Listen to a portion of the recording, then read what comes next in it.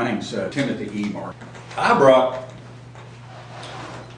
some stuff up from I was in the Navy, and I was on quite a few ships, made three Westpacks.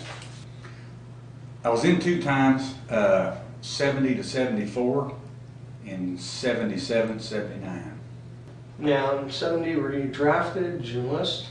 I was going to get drafted. I enlisted. Yeah, I had a high draft number that year, so I enlisted.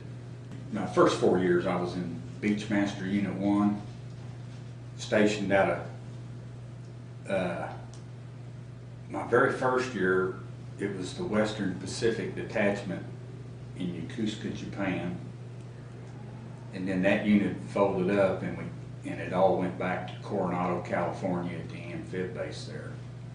And so basically after that, the next 3 years was stationed at Coronado, and Beachmasters landed Marines on the beach for amphibious operations.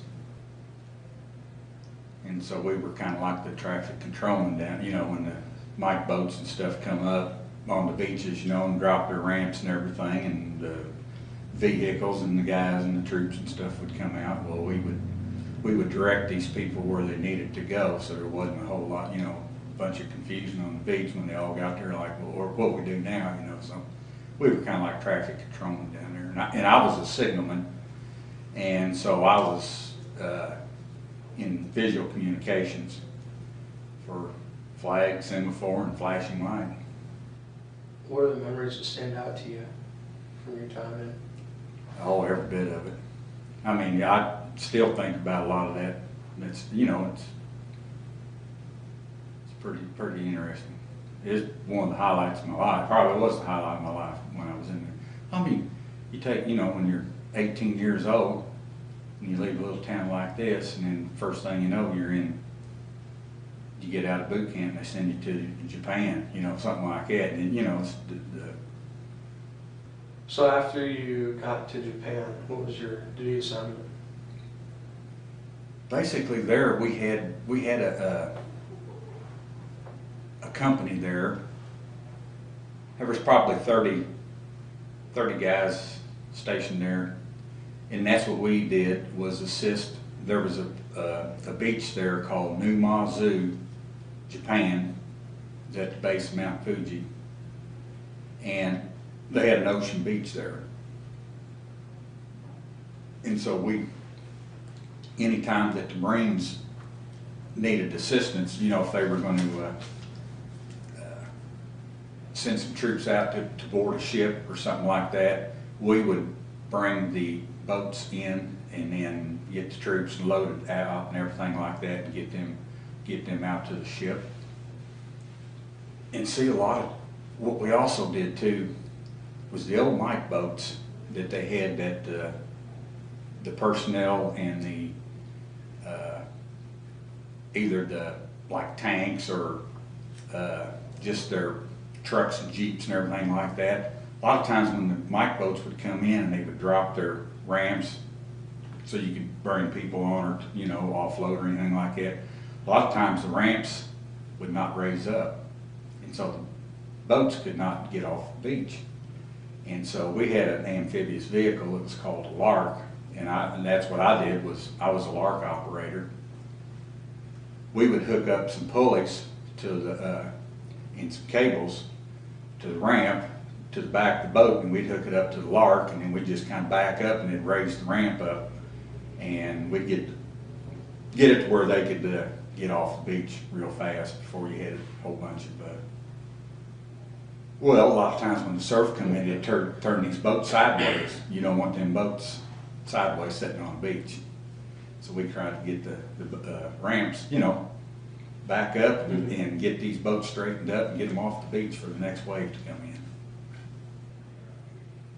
What was the most interesting thing you remember about being in the Navy?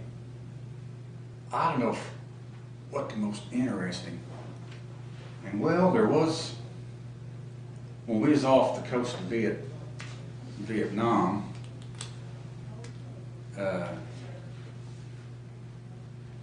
Well, we were on our way. Right here, we had a beach invasion at Wonder Beach, 10 miles east of Quang Tree. They had a massive B-52 strike, and then all the ships, cruisers, every ship we had there was firing their guns at the beach and everything, because we were going to land a whole bunch of Marines and South Vietnamese soldiers and stuff in there on that. And that right there was probably about the most interesting.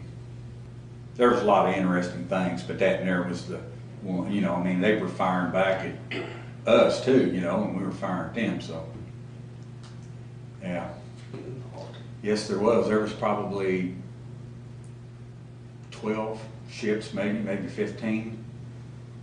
I mean, there was cruisers and destroyers and everything there, you know, sitting there, and ships like what we were on, like the LKAs and LPDs, to send the troops in there. They were all firing too, but yeah, there was a lot of smoke. I mean, you know, with all the guns firing, the B-52s, boy, there was a lot of smoke there. It's hard to see a lot of stuff, but when it cleared, I've got some pictures of it and stuff like that at home too. But it was there was a lot of ships there that day. It's not the typical story you hear from that time period. Can you tell me a little bit more about the Navy's involvement and your experience there? Well, I never actually set foot on land there. I mean, we were there with the Marines and stuff, but we never did actually send any of our troops in there, except for this thing right here. But they didn't, since there was so much action going on the beach, they didn't want to send any of us in there to try to make a clear path for these ships to come in there. I mean, you know, the Mike boats and everything like that. So I never did set foot in there. I mean, and there might have been some more beach landings places, but I was never involved in it. They never sent us in there. But the Navy played a big role. I mean, all your river patrol boats and everything like that, they patrol the rivers and everything like that. So they played a pretty good, big role in there, and especially for your aircraft carriers and stuff, doing all your plane strikes and everything. So, what's it like being part of a fleet like that? That's got to look around and seeing all those ships. yeah, it was something. You know, it was awesome. It was, you know, never seen anything like it.